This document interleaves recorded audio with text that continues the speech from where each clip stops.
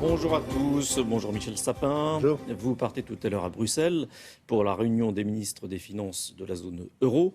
Il s'agit de trouver une solution à la question grecque. Mais d'abord, je voudrais qu'on revienne sur la profanation de ce cimetière juif en Alsace.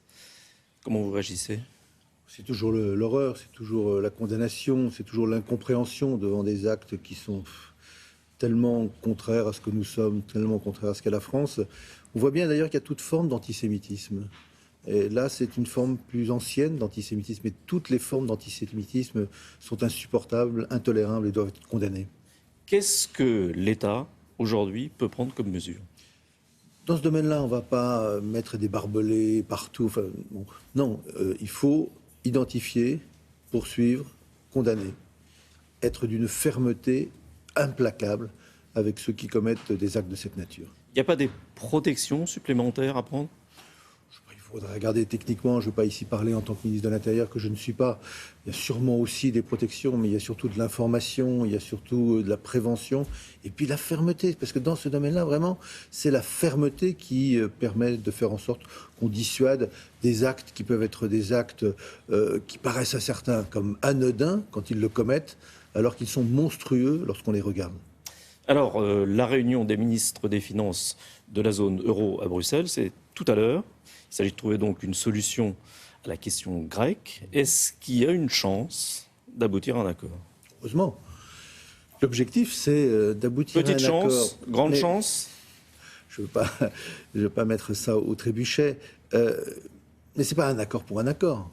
Pourquoi est-ce que nous devons faire en sorte que la Grèce se sente bien dans l'Europe d'aujourd'hui, la Grèce d'aujourd'hui, la Grèce avec un nouveau gouvernement dans l'Europe d'aujourd'hui, et pourquoi il faut que l'Europe se sente bien avec la Grèce?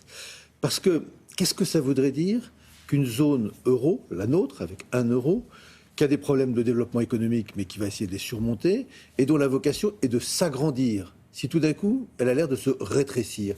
Ce serait d'abord et avant tout un échec politique grave pour l'Europe, pour l'idéal européen, pour la volonté qu'est la nôtre de faire monter en puissance ce continent européen. Et puis ce serait bien sûr aussi un échec terrible pour la Grèce, pour un peuple qui souffre, pour un peuple qui a fait des efforts incroyables au cours de ces 5 dernières années, peut-être des efforts démesurés par rapport à ce qu'ils étaient capables de supporter. Mais on leur L'austérité a été trop forte en Grèce ? Ceux qui se posent des questions pour savoir s'il y a de l'austérité en France, il suffit qu'ils regardent la Grèce pour savoir ce que c'est que l'austérité. Donc en France, on est sérieux. Enfin, on ne diminue pas les salaires, on ne diminue pas mais les l'Europe leur pensions, a imposé une austérité.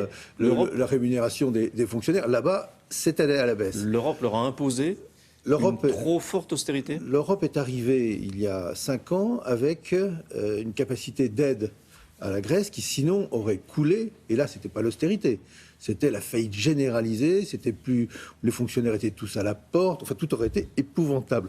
Donc l'Europe a fait un acte qui est un acte à la fois de protection d'elle-même, elle pensait à elle-même, se protéger contre les dégâts qu'occasionnerait une sortie de la Grèce de l'euro, et en même temps, elle a protégé la Grèce aussi de ces dégâts. Et en échange de cela, c'est-à-dire qu'avant, il y avait une dette privée vis-à-vis des banquiers, des marchés, etc. Tout ça a été annulé.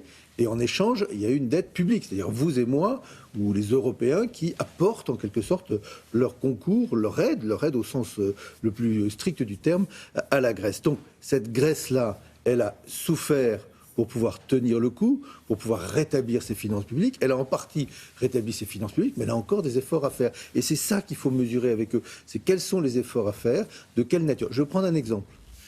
Nous avions demandé aux autorités grecques, elles ne l'ont jamais fait, de lutter de manière efficace contre la fraude fiscale. Il y a des gens en Grèce qui ont beaucoup d'argent qui ne payent pas du tout d'impôts. Est-ce que c'est acceptable lorsqu'un pays fait autant d'efforts? La réponse est non.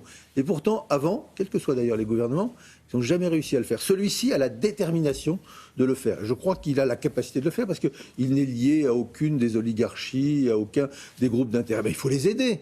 Il faut les aider à mettre en place un système où chacun paye l'impôt. Et si on paye l'impôt, et en particulier les plus riches payent l'impôt, ça peut permettre d'équilibrer plus facilement un budget. Quelle concession l'Europe peut faire vis-à-vis de la Grèce? Les Allemands n'ont pas l'air très décidés à en faire. Les Allemands, mais d'un certain point de vue, ils ont raison. Ils disent la Grèce, pas le gouvernement d'aujourd'hui, le pays grec a signé un certain nombre d'accords. Il doit respecter ces accords, indépendamment des changements de majorité. Mais les Grecs disent, et ils ont raison, et je les soutiens, attendez, on vient de changer de majorité, c'est pas pour faire tout comme avant. Donc c'est là qu'il faut que nous trouvions les bonnes modalités pour fonctionner ensemble. La Grèce doit respecter les règles qui sont les règles européennes. Elle a pris des engagements vis-à-vis des autres pays, elle doit les respecter. Mais nous devons respecter le vote du peuple grec. C'est pas aujourd'hui comme avant. Il y a un changement de majorité, il y a une politique nouvelle, et cette politique nouvelle, nous devons aider la Grèce à la mettre en place. Quelles concessions les Grecs, eux, doivent faire pour respecter leurs engagements et compte tenu des engagements qu'ils ont pris vis-à-vis de leur peuple. Je vais vous prendre un exemple. Certains poussent la Grèce à réclamer une diminution de la dette, c'est-à-dire dire je ne rembourserai pas ma dette. Ce serait la pire des choses, le pire des messages, y compris vis-à-vis des contribuables européens. Donc vis-à-vis des contribuables européens, les Grecs doivent dire nous rembourserons notre dette. Est-ce qu'ils doivent le faire exactement dans les mêmes conditions qu'auparavant ? Je ne le pense pas. On peut discuter. Chacun le sait bien. Si quelqu'un a pris un emprunt pour acheter un appartement, il y a un moment donné, il peut éventuellement rediscuter quoi ? La durée, le taux d'intérêt pour le faire baisser, s'il faut faire baisser le taux d'intérêt. Tout ceci peut être discuté. Tout ceci peut être discuté, mais pas le principe sur lequel, quand on a une dette, on doit la rembourser. Est-ce que la Grèce peut sortir de l'euro ? Est-ce qu'il y a un risque ? Les traités ne le prévoient pas, les mécanismes ne le prévoient pas, mais si un pays décide de sortir de l'euro, il décide de sortir de l'euro à ses risques et périls, et ces périls sont immenses pour le pays lui-même, hein. D'abord et avant tout pour le pays lui-même. La croissance, il y a des bonnes nouvelles quand même qui arrivent. La baisse du prix c'est vous du qui le dites, c'est pétrole, que ça doit être vrai. la baisse du prix du pétrole, la baisse d'autres facteurs très importants. Est-ce que la croissance va repartir en France ? Il y a des éléments qui sont des éléments positifs. Vous en avez cité. Le pétrole moins cher. L'euro moins cher, et à un niveau qui est normal. Des taux d'intérêt moins chers. Nous avons aussi apporté des aides aux entreprises qui sont considérables, qui viennent de rentrer d'ailleurs en application au début de cette année 2015. Donc tout ceci crée un contexte qui est largement meilleur que celui que nous pouvons connaître précédemment. C'est pour ça que nous prévoyons cette année une croissance de 1%. Et une baisse du chômage ?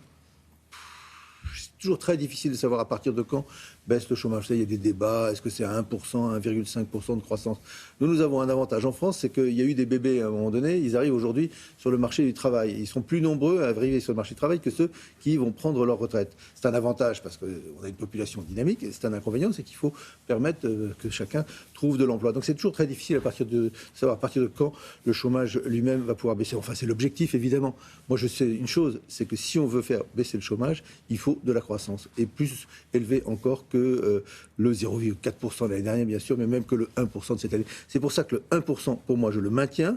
C'est notre objectif de cette année. Mais, ça pourrait être plus. Mais j'espère que tout ce que vous venez de décrire, les éléments positifs de ce début d'année, nous permettront d'être au-delà. Merci. Laurence, c'est à vous. Merci messieurs. Vous voulez aller au cinéma, vous voulez voir le dernier film de Clint Eastwood, vous voulez rencontrer Bradley Cooper. Revenez après la pub.